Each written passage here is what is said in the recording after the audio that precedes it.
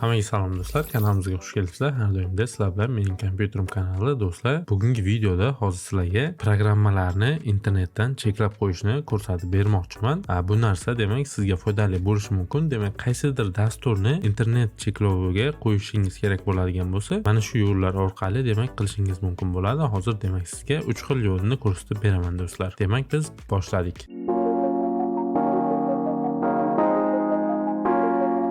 Birinchi bo'lib do'stlar, Windows R tugmasini bosgan holda ushbu komandani kiritamiz va shundan so'ng дополнительные параметры degan joyga kirishimiz kerak bo'ladi. Ochilgan oynadan do'stlar, исходящее подключение degan joyga kiramiz va bu yerdan создать правила degan joyni bosishimiz kerak bo'ladi. Keyin esa do'stlar, endi bu yerda biza programmamizni qayerda turganligini ko'rsatishimiz kerak bo'ladi.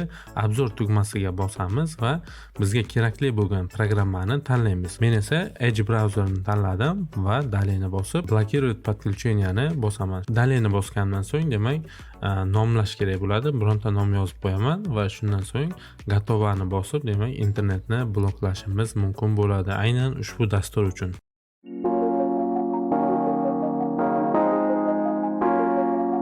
Ikkinchi usulimiz do'stlar bu dastur orqali bo'ladi.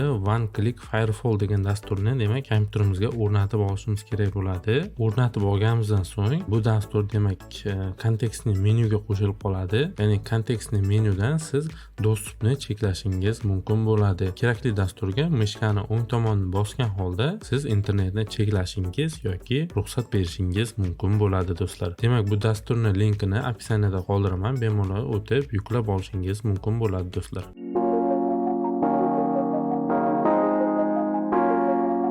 Uchinchi usulimizda ham do'stlar, hozir bitta programmadan foydalanamiz. Ya'ni nomi Firewall App Blocker deb nomlanadi. Kompyuterimizga o'rnatib olishimiz kerak bo'ladi. Kompyuterimizga o'rnatib bo'lgandan so'ng programmaga kiramiz va bu yerda plus belgichasini ko'rasiz. Mana shu plus belgichasini bosganingizdan so'ng kerakli dasturni o'zimizga tanlashimiz kerak bo'ladi. Dasturimizni tanlaganimizdan so'ng demak uni internetini cheklab qo'yishimiz mumkin bo'ladi do'stlar. Bu programmani ham do'stlar Telegram kanalimdan yuklab olsangiz bo'ladi. Telegram kanalimni linkini esa opsiyanadan topishingiz mumkin bo'ladi.